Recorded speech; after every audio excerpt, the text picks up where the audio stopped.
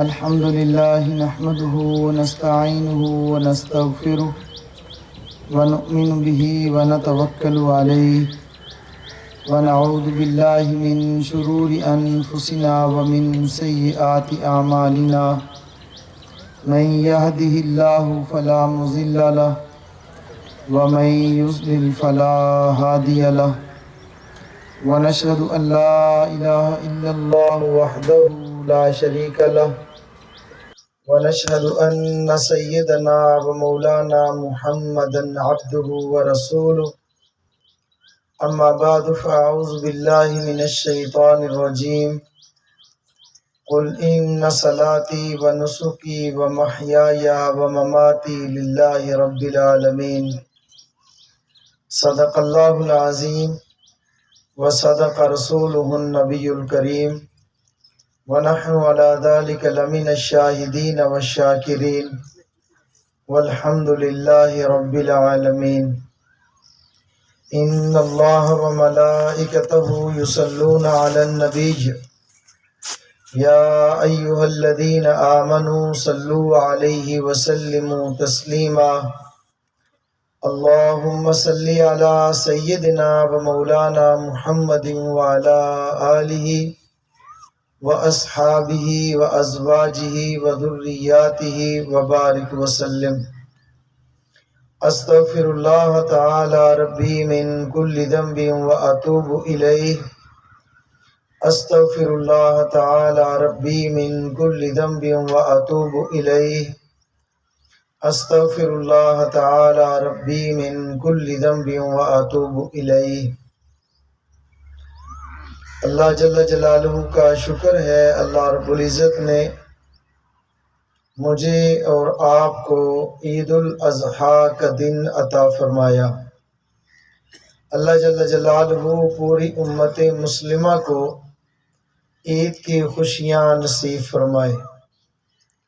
اللہ رب العزت نے عید کا دن مسلمانوں کی خوشی کا دن بنایا ہے، اور خوشی کے دن میں انسان اپنے اللہ کو یاد کرتا ہے، اور یہ حق بنتا ہے کہ جس نے خوشی دی ہے خوشی دینے والے کو یاد رکھا جائے۔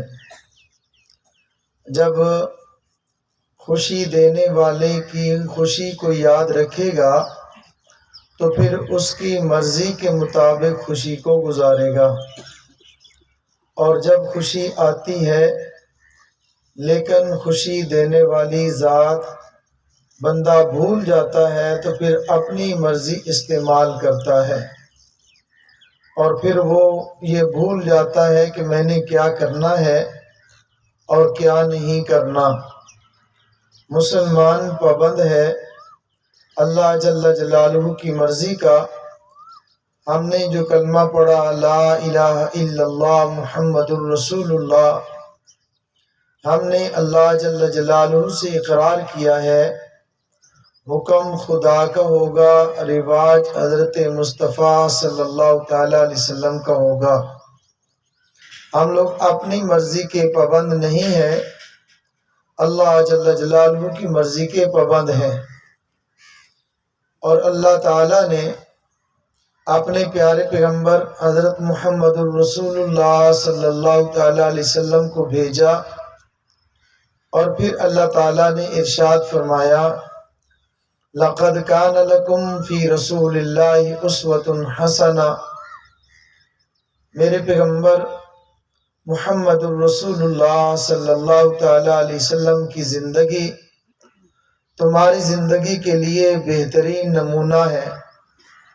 زندگی کیسے گزارنی ہے، بچپن سے لے کے لڑکپن تک، لڑکپن سے لے کے جوانی تک، جوانی سے لے کے بڑھاپا تک، ساری زندگی کی رہنمائی، زندگی کا ایک ایک ایسا گوشہ نہیں چھوڑا جس کی رہنمائی امام الانبیاء، فخر الرسل، سید البشر، خاتم النبیین حضرت محمد الرسول اللہ صلی اللہ تعالیٰ علیہ وسلم نے نافرمائی ہو۔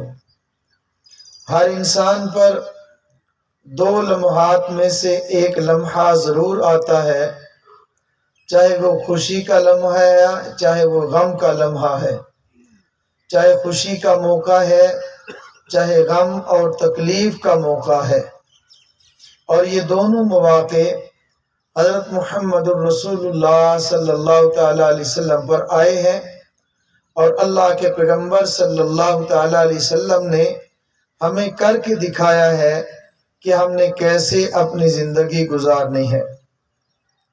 اللہ جل جلالہ ہر انسان کو کبھی کچھ دیتے ہیں اور ہر انسان سے اللہ جل جلالہ کبھی کچھ لیتے ہیں۔ جب اللہ پاک نعمت عطا فرمائے تو اس نعمت پر اللہ کا شکر واجب ہے، جب اللہ رب العزت کو نعمت واپس لے تو اس وقت اس پر صبر کرنا واجب ہے۔ اللہ تعالیٰ نے ہر انسان کو جان دی ہے، اللہ تعالیٰ نے ہر انسان کو مال دیا ہے۔ جان دیا ہے تو جانی عبادت، مال دیا ہے تو مالی عبادت۔ اللہ کے پیغمبر صلی اللہ تعالیٰ علیہ وسلم نے جانی عبادت بھی کی ہے اور مالی عبادت بھی کی ہے۔ اللہ تعالیٰ نے اپنے پیغمبر امام الانبیاء حضرت محمد الرسول اللہ صلی اللہ تعالیٰ علیہ وسلم کو ارشاد فرمایا، بسم اللہ الرحمن الرحیم، انا اعطیناک الکوثر فصل لربک وانحر ان شانئک هو الابتر۔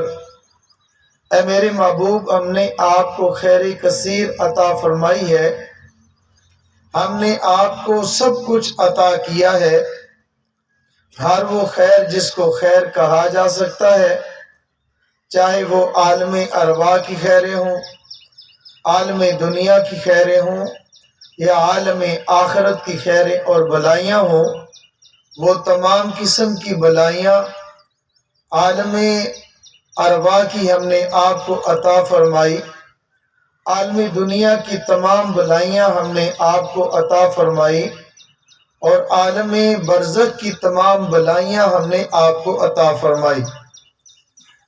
ہم نے آپ کو نعمتیں دی ہیں اور نعمتوں کا شکر ادا کیجئے۔ فصل لربک وانحر، اپنے رب کے نام پر نماز ادا کیجئے، اپنے رب کے لیے نماز پڑھیے۔ اور پھر پیارے پیغمبر حضرت محمد الرسول اللہ صلی اللہ تعالیٰ علیہ وسلم نے صرف ایسا نہیں کہ زبان سے ارشاد فرمایا ہو، اللہ کے پیغمبر صلی اللہ تعالیٰ علیہ وسلم نے نماز کے لیے ارشاد فرمایا، اپنی زبان مبارک سے نماز کے فضائل بیان فرمائے، اور پیارے پیغمبر صلی اللہ تعالیٰ علیہ وسلم نے خود نماز پڑھ کے عملی طور پر ہمیں اور آپ کو دکھا دیا کہ نماز کی کتنی اہمیت ہے۔ حضور اکرم صلی اللہ تعالیٰ علیہ وسلم نے ارشاد فرمایا، جس کا مفہوم یہ ہے کہ نماز مومن اور کافر کے درمیان فرق کرتی ہے۔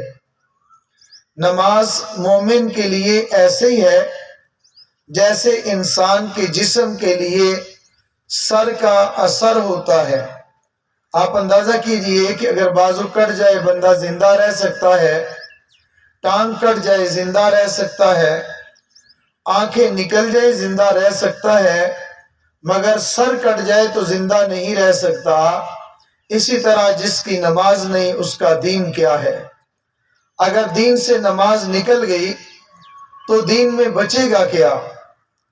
اس زمین پر زنا بھی گناہ ہے، اس روئی زمین پر چوری بھی گناہ ہے، بدکاری بھی گناہ ہے، لیکن اس زمین پر رب کی ذات کو سجدہ نہ کرنا ان سارے گناہوں سے بڑا گناہ ہے۔ پیارے پیغمبر صلی اللہ تعالیٰ علیہ وسلم نے ارشاد فرمایا، جس کا مفہوم یہ ہے کہ جس شخص نے نماز کو جان بوجھ کر چھوڑ دیا، اس نے گویا کہ نماز دین کا انکار کر دیا ہے۔ جس نے نماز کو جان بوجھ کر چھوڑ دیا، اس نے کفر کیا ہے۔ یا یہ ہے کہ اس نے کافروں والا کام کیا ہے۔ فصلی لربک وانحر، اور پیارے پیغمبر صلی اللہ تعالیٰ علیہ وسلم نے نماز کو ادا کر کے، چاہے دن ہے یا رات، آندھی ہے یا اچھا موسم، اللہ کے پیغمبر صلی اللہ تعالیٰ علیہ وسلم نے نماز کو چھوڑا نہیں، نماز کا اہتمام کیا ہے۔ اور فرمایا وانحر، اپنے رب کے نام پر اپنے جانوروں کو ذبح کیجئے، اپنے رب کے نام پر قربانی کیجئے۔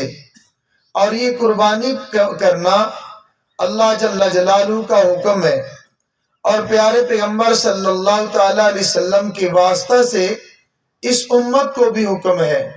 پیارے پیغمبر صلی اللہ تعالیٰ علیہ وسلم ارشاد فرماتے ہیں کہ جو شخص قربانی کر سکتا ہے، اللہ جل جلالہ نے اتنا مال دیا ہے کہ وہ نصاب کو پہنچتا ہے اور قربانی کر سکتا ہے، اور پھر وہ جان بوجھ کے قربانی نہیں کرتا، فرمائے کہ ہمارے پیچھے آ کے نماز نہ پڑھے، عیدگاہ میں ہمارے ساتھ نہ آئے، اور اس کا کوئی حصہ ہی نہیں ہے۔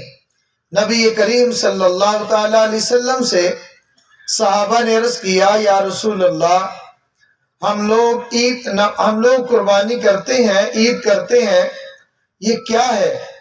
قربانی کا حکم کیا ہے؟ پیارے پیغمبر صلی اللہ تعالیٰ علیہ وسلم نے ارشاد فرمایا، تمہارے ابا حضرت ابراہیم علیہ السلام کی سنت ہے، حضرت ابراہیم علیہ السلام کا طریقہ ہے۔ صحابہ نے عرض کیا، یا رسول اللہ، اگر ہم قربانی کریں گے ہمیں قربانی پر اجر کیا ملے گا؟ ہم قربانی کریں گے ہمیں کیا ملے گا؟ اللہ جل جلالہ کے پیارے پیغمبر صلی اللہ تعالیٰ علیہ وسلم نے ارشاد فرمایا، جس کا مفہوم یہ ہے کہ جب تم قربانی کرو گے اللہ جل جلالہ ایک ایک بال کے بدلے میں نیکی عطا فرمائیں گے۔ صحابہ نے عرض کیا، یا رسول اللہ، بعض جانور تو ایسے ہیں جن کے جسموں پہ بال نہیں ہوتے، ان کے جسموں پہ یہ اون ہوتی ہے۔ فرمایا کہ اون کا بال ہے، اللہ تعالیٰ اون کے ایک ایک ریشے پر بھی نیکی عطا فرمائیں گے، اور جس شخص نے ایک نیکی کر لی، اللہ جل جلالہ کی طرف سے اعلان ہے، من جاء بالحسنۃ فلہ عشر امثالھا، جس شخص نے ایک نیکی کی ہے اللہ جل جلالہ اس کو 10 گنا عطا فرمائیں گے، ایک نیکی کا بدلہ اللہ تعالیٰ 10 گنا عطا فرمائیں گے۔ اللہ کے پیغمبر صلی اللہ تعالیٰ علیہ وسلم نے ارشاد فرمایا، جو شخص جانور ذبح کرتا ہے، اللہ کے نام پہ قربان کرتا ہے، اللہ تعالیٰ اس کو اس کے کھر کے بدلے میں بھی نیکی عطا فرمائیں گے، اللہ تعالیٰ اس کو اس کے سینگ کے بدلے میں بھی نیکی عطا فرمائیں گے۔ اب مقصد یہ ہے، سینگ ایک ایسی چیز ہے جو بالکل نکمی ہے، نکارہ ہے، جس کو ذبح کرنے کے بعد جب گوشت بناتے ہیں تو سینگ کو اکھیڑ کے پھینک دیا جاتا ہے، اور جب جانور کو ذبح کر کے اس کا گوشت بنایا جاتا ہے تو اس کے کھر اتار کے پھینک دیے جاتے ہیں۔ یہ دونوں ایسی چیزیں ہیں جن کا استعمال نہیں ہے، اس پر بھی اللہ جل جلالہ اجر عطا فرمائیں گے، بے قیمت چیز پر اللہ تعالیٰ اجر عطا فرمائیں گے۔ تو جو چیز قیمت والی ہے، کلیجی ہے، مغز ہے، گوشت ہے، اس پر اللہ تعالیٰ کتنا اجر عطا فرمائیں گے۔ پھر نبی کریم صلی اللہ تعالیٰ علیہ وسلم کی برکت سے اللہ جل جلالہ نے اس امت پر خاص احسان فرمایا ہے۔ نبی کریم صلی اللہ تعالیٰ علیہ وسلم کی برکت سے اللہ تعالیٰ نے بعض چیزیں ایسی عطا فرمائی کہ جو اس سے پہلے امتوں میں نہیں تھی، اور یہ قربانی آج سے نہیں ہے، پیارے پیغمبر صلی اللہ تعالیٰ علیہ وسلم سے پہلے حضرت ابراہیم علیہ السلام سے بھی نہیں ہے، اس سے پہلے حضرت آدم علیہ السلام سے قربانی ہے۔ اور حضرات علماء کرام نے یہ لکھا ہے کہ دونوں بیٹے حضرت آدم علیہ السلام کے 2 بیٹے تھے، ایک کا نام حابیل تھا، ایک کا نام قابیل تھا، اور قابیل نے اپنے بھائی کو قتل کیا تھا، اور اس کے قتل کرنے کی ایک وجہ یہ تھی، جو وجوہات لکھی ہیں، ایک وجہ یہ تھی کہ پچھلی امتوں میں یہ طریقہ تھا کہ جو قربانی کرنی ہو، جو جانور ذبح کیا جائے گا، اس کو میدان میں ذبح کر کے چھوڑ دیں، چھوڑ کے پھر اس کو واپس آ جائے، اور دوسرے دن وہ جاتے جس کی قربانی اللہ جل جلالہ قبول فرماتے، اس کے جانور کو اٹھا لیا جاتا، وہ وہاں پہ موجود نہیں ہوتا تھا۔ تو جب دوسرے دن گئے، حابیل اور قابیل دونوں گئے ہیں، تو حابیل کی قربانی قبول ہو چکی تھی، اس کو اٹھا لیا گیا۔ قابیل کی قربانی قبول نہیں ہوئی تھی، اس کا جانور وہیں پہ موجود تھا۔ تو دونوں کی آپس میں اس حسد کی وجہ سے لڑائی ہوئی کہ تیری قربانی قبول ہو گئی ہے، میری قربانی قبول نہیں ہوئی، تیری کیوں قبول ہوئی ہے۔ ایک تو یہ کہ حسد اتنی بری چیز ہے، حسد اتنی بڑی بلا ہے کہ یہ لڑانے پہ آئے تو بھائیوں کو لڑا دے، ختم کرانے پہ آئے تو بھائیوں کو ختم کرا دے، اور بھائیوں کا خون کرا دے۔ حسد ایسی بری چیز ہے۔ اور دوسری اصل مقصد یہ تھا کہ اس وقت بھی قربانی ہوتی تھی، اور اس کا طریقہ یہ تھا کہ جو قبول ہو جائے اس کو اٹھا لیا جاتا، جو پڑی ہوئی ہے وہ قبول نہیں ہوئی۔ تو اللہ جل جلالہ کے پیارے پیغمبر حضرت محمد الرسول اللہ صلی اللہ تعالیٰ علیہ وسلم کی برکت سے اللہ جل جلالہ نے یہ طریقہ ختم فرما دیا۔ اب ہر آدمی جانور ذبح کرے گا، ذبح کر کے قربان کرے گا۔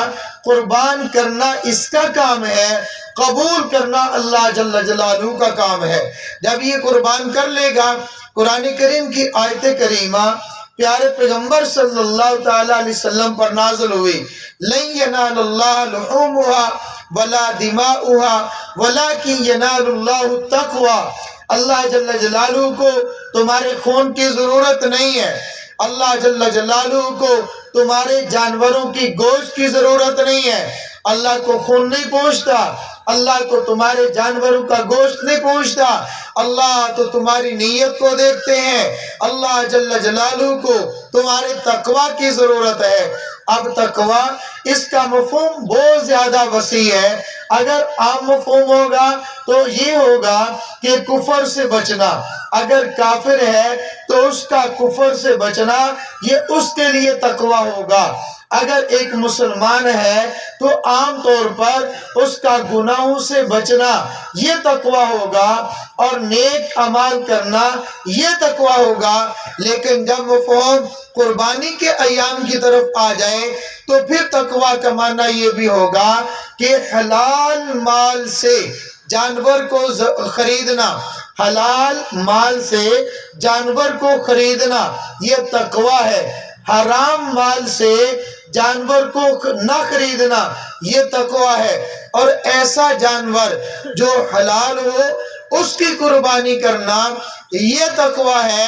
حرام جانور کی قربانی کرنا یہ تقوی نہیں ہے۔ ایک آدمی کہتا ہے میں نے 2 لاکھ کا جانور خریدا ہے، میں نے 10 لاکھ کا جانور خریدا ہے، اور خریدا بھی اپنے حلال مال سے ہے۔ حلال مال سے تو خریدتا ہے لیکن حلال جانور نہیں خریدتا۔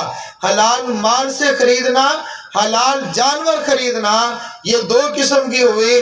اور نمبر 2، حلال جانور بھی ہے لیکن حلال جانور بھی ہو اور اس کی قربانی بھی لگتی ہو۔ ایک آدمی 10 لاکھ کا ہرن لے آتا ہے، اس ہرن کو قربان کر دیتا ہے، پیسہ بھی حلال ہے، جانور بھی حلال ہے، لیکن ہرن کی قربانی چونکہ نہیں ہے، ایسے جانور کو جب ذبح کرے گا تو اس کی قربانی نہیں ہوگی۔ پیسہ بھی حلال کا، جانور بھی حلال ہے، لیکن قربانی نہیں لگتا، اس لیے یہ تقوی کے خلاف ہے۔ اور نمبر 3، جب یہ ذبح کر رہا ہے اس وقت خالصتاً نیت اللہ جل جلالہ کی رضا ہو، میرا اللہ راضی ہو جائے، میرا اللہ خوش ہو جائے، اس کے لیے صرف اور صرف نیت اللہ کی رضا ہے، اللہ کی خوشنودی ہے۔ بعض لوگ ایک نعرہ لگاتے ہیں یا ایک جملہ بولتے ہیں، آپ حضرات نے وہ بھی سنا ہوگا، وہ جملہ این کفر ہے، اسلام نہیں ہے۔ عام طور پہ جملہ کیا بولا جاتا ہے؟ نظر اللہ نیاز حسین، نظر بھی اللہ کی ہے، نیاز بھی اللہ کی ہے، نظر اور نیاز دونوں اللہ کے لیے ہیں۔ ہاں اتنا ہو سکتا ہے نظر مانی اللہ کے لیے، نظر کہتے ہیں کسی چیز کی منت ماننا کہ اللہ میرا یہ کام ہو جائے میں جانور تیرے نام پہ ذبح کروں گا، اے اللہ میرا یہ کام ہو جائے میں 10 روزے رکھوں گا، اللہ میرا یہ کام ہو جائے میں عمرہ کروں گا، اللہ میرا یہ کام ہو جائے۔ کام بھی ایسا ہو جو حلال ہو، حرام کام نہ ہو، گناہ کا نہ ہو، اور جو منت مانی جا رہی ہے وہ بھی فعل ایسا ہو کہ وہ بھی حلال کا ہو، اس کے اندر حرام کا شائبہ تک نہ ہو۔ ہاں اس کے لیے ایصال ثواب کر سکتا ہے، نظر بھی اللہ کے لیے، اور نیاز کہتے ہیں خیرات کرنا، کسی چیز کو بانٹنا، اللہ کے نام پہ صدقہ کرنا، صدقہ بھی اللہ کے نام پہ ہوگا، خیرات بھی اللہ کے نام پہ ہوگی۔ تو اب یہ ہوگا خیرات اور صدقہ دونوں اللہ کے نام پہ ہے، ثواب جس کی نیت کر لے، چاہے ثواب اس کے اندر انبیاء کی نیت کرے، میرا اللہ انبیاء کو عطا فرمائے گا، اس کی نیت اولیاء کی کرے، اللہ اولیاء کو عطا کرے گا، والدین کی نیت کرے، میرا اللہ والدین کو عطا کرے گا۔ اس لیے جملہ بالکل غلط ہے، نظر اللہ نیاز حسین، نظر بھی اللہ کی ہے، نیاز بھی اللہ کی ہے۔ ہاں ثواب چاہے حضرت حسین کی نیت کرے، چاہے حضرت حسن کی نیت کرے، تمام آل بیت کی نیت کرے، تمام اصحاب پیغمبر کی کرے، تمام اولاد پیغمبر کی کرے، تمام ازواج پیغمبر صلی اللہ تعالیٰ علیہ وسلم جس کی بھی نیت کریں گے اللہ جل جلالہ عطا فرمائیں گے۔ آیت کریمہ قل ان صلاتی ونسکی ومحیای ومماتی للہ رب العالمین، اے میرے پیغمبر آپ امت کو سنا دیجئے، اے میرے پیغمبر آپ ان کے سامنے کھل کے اعلان کر دیجئے، ان صلاتی میری جانی عبادت، ونسکی و میری مالی عبادت، اے اللہ میری جانی عبادت، میری مالی عبادت۔ جانی عبادت کیا ہے، مالی عبادت کیا ہے؟ وَمَحْيَايَ وَمَمَاتِي، میرا جینا میرا مرنا للہ رب العالمین، صرف اور صرف اللہ ہی کے لیے ہے، جو تمام جہانوں کا مالک، جو تمام جہانوں کا پروردگار، جو تمام جہانوں کا خالق ہے۔ اللہ جل جلالہ کے پیغمبر صلی اللہ تعالیٰ علیہ وسلم کے ذریعہ سے مجھے اور آپ کو اس موقع پر جو یہ نیت ملی ہے، وہ نیت ہی یہ ہے کہ ہماری قربانیاں اللہ کے لیے ہے، اللہ کی رضا کے لیے ہے۔ اللہ کی رضا کا ایک مقصد یہ ہے کہ جانور میں ذبح کر رہا ہوں، میرا اللہ مجھ سے راضی ہو جائے۔ اگر آدمی پر قربانی فرض ہے اپنی طرف سے ادا کرے، اگر فرض سے علاوہ اللہ جل جلالہ نے توفیق عطا فرمائے ایصال ثواب کے لیے نفلی قربانی ادا کرے، سب سے پہلے حق بنتا ہے امام الانبیاء حضرت محمد الرسول اللہ صلی اللہ تعالیٰ علیہ وسلم کا، اللہ کے پیغمبر صلی اللہ تعالیٰ علیہ وسلم کی طرف سے نفلی قربانی کرے۔ اللہ کے پیغمبر صلی اللہ تعالیٰ علیہ وسلم کے 4 خلفاء حضرت ابو بکر، حضرت عمر، حضرت عثمان، حضرت علی رضی اللہ تعالیٰ عنہم اجمعین، ان تمام خلفاء کی طرف سے قربانی کرے، ایک ایک کی طرف سے کرے، اصحاب پیغمبر کی طرف سے کرے، ازواج پیغمبر کی طرف سے کرے، بنات پیغمبر صلی اللہ تعالیٰ علیہ وسلم کی طرف سے کرے۔ عام طور پہ نفلی قربانی اپنی طرف سے کرنے کے بعد والدین کی طرف سے کی جاتی ہے، کرنی چاہیے، یاد رکھیں کرنی چاہیے، ضرور کرنی چاہیے۔ اللہ جل جلالہ توفیق عطا فرمائے، ان سب کی طرف سے کرنی چاہیے۔ سوال یہ ہے کہ لوگ اس موقع پر بھول جاتے ہیں، وہ کیا کہتے ہیں ہمارے والدین کی وجہ سے ہمیں سب کچھ ملا ہے، تو کیا میں ان کی طرف سے قربانی نہ کروں؟ ضرور کریں، ایک دفعہ والدین کی طرف سے کر لیں، کم از کم زندگی میں ایک ایک بار اللہ توفیق عطا فرمائے تو حضور اکرم صلی اللہ تعالی علیہ وسلم کی طرف سے بھی کریں۔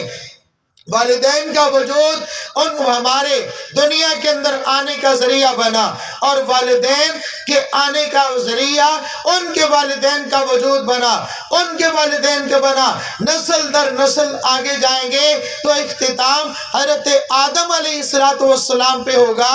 تو حضرت آدم علیہ السلام کے وجود کا ذریعہ امام الانبیاء حضرت محمد الرسول اللہ صلی اللہ تعالی علیہ وسلم کا وجود بنتا ہے۔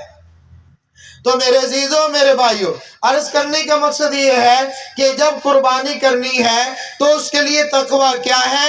مال جس کے ذریعے سے جانور خریدا گیا مال حلال کا ہو، جو جانور خریدا گیا وہ جانور بھی حلال ہو۔ نمبر 3 حلال بھی ہو اور قربانی لگتا بھی ہو۔ نمبر 4 اس قربانی کو اللہ کی رضا کے لیے قربان کیا جائے، کسی اور کی رضا کے لیے نہیں۔ ایصال ثواب کسی کے لیے ہو سکتا ہے لیکن رضا اللہ جل جلالہ کی ہوگی۔ اس کے اندر یہ 4 شرطیں ہیں، جب یہ ہوں گی اللہ کو نیت کی ضرورت ہے۔ اللہ جل جلالہ میری اور آپ کی نیت کو دیکھتے ہیں، میرے اور آپ کا گوشت نہیں پہنچتا۔